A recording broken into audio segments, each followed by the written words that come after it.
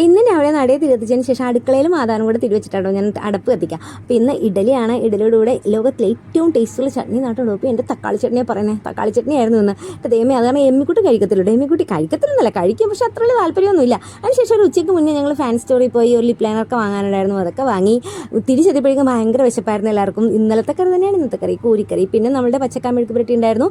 എനിക്ക് ഡോബിക്ക് ഏറ്റവും ഫേവറേറ്റ് ആയിട്ടുള്ള പാവയ്ക്കകത്ത് പറഞ്ഞിട്ടുണ്ടായിരുന്നു. കയ്പ്പാണെങ്കിലും ഞങ്ങൾക്ക് ഇഷ്ടമാണ്. പിന്നെ പൊരി വെയിലത്ത് തൊപ്പിയും വെച്ച് ഞാനും പിള്ളേരും കൂടെ തുണി വിരിക്കാൻ പോയി. അപ്പോഴാണ് അവരൊരു കാര്യം കണ്ടുപിടിച്ച് കഴിഞ്ഞാൽ 2 കാലം 2 ഇരിപ്പായിട്ടേക്കണേ.